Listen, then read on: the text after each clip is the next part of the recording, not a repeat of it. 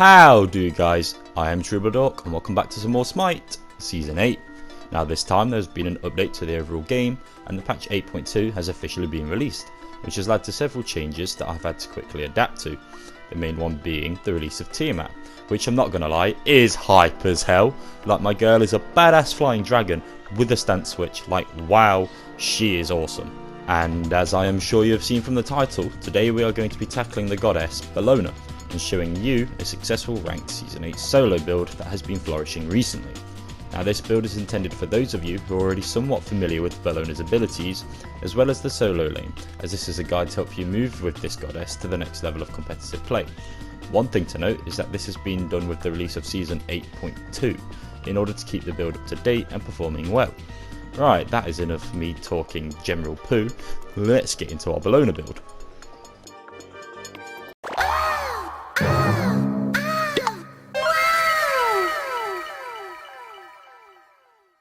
Initially, with the release of Season 8, Mannequin Scepter would have been my recommendation as a starter item here for Bellona, as this item and Bellona went hand in hand to cause absolute chaos within the initial Season 8 meta. However, since this item has been nerfed through the fucking ground, I would now recommend Death's Toll with Bellona. This means she's going to have extra early sustain within the solo lane, as it provides her with extra healing for her auto attacks. This is especially nice when combined with her third ability, the Chain, as this will increase her total amount of healing by quite a large amount, and allows you to take a large amount of gradual damage within the early game that would not be possible otherwise.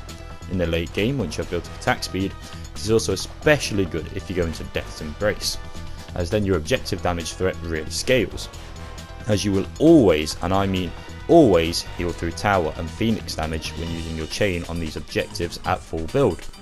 Essentially, this item is really strong on Bellona, so be sure to buy it. Next up, as always, are your core items, and these will never really change as they are a staple selection in order for this build to function properly.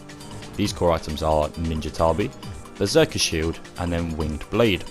However, it is important to note that the order of which you need to construct these items is where the variation may apply, and it is up to you to make these judgments after your first encounter with your opponent's solo laner, as after the initial fight, you'll be able to judge your opponent more effectively and select the correct item to counter build them in the early game.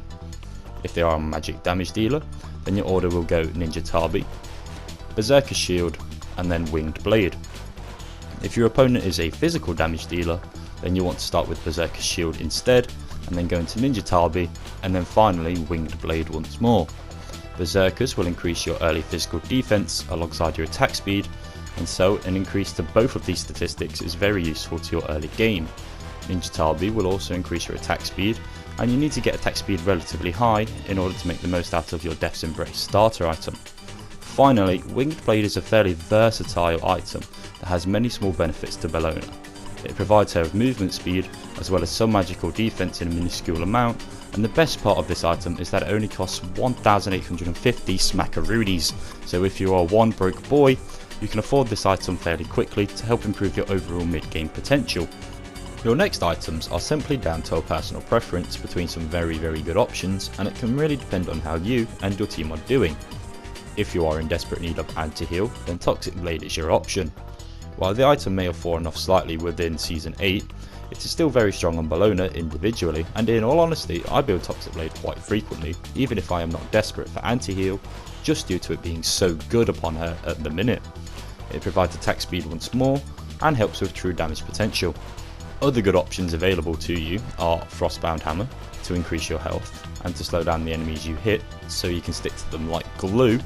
Honestly, it's so hard to get her off once she's stuck to you. Another good option is Stone Cutting Sword. It is also very strong if you are looking to advance further into your damage potential, but remember people, with great risk there is great reward. This could work excellently for you, and you could absolutely obliterate the enemy team in one team fight, or well, you could die over and over.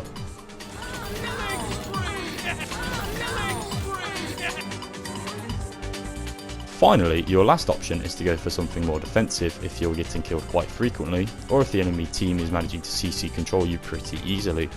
If this is the case, consider getting the Hide of Urchin or Magai's Cloak to help increase your overall defense and CC reduction. Hopefully then we can get you some Bellona victories under your belt.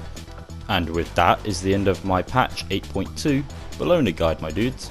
I hope you enjoyed the video and found it useful, and in all honesty, Bellona can really wreck, so if you enjoy having high kill potential, you may really enjoy her, so be sure to try this build out and let me know what you think. Also, if you have any ideas on what you want to see next, be sure to let me know in the comments section below, or over on my Twitter, @TrueBloodOrc. Thank you for all the love and support, you beautiful people, as I really do appreciate it. And be sure to subscribe if you enjoyed for a weekly Smite video, plus much more shit in the future. Let me know if you actually want to see that, and it could potentially be a bit more stupid. That is all from me, my dudes. Take it easy.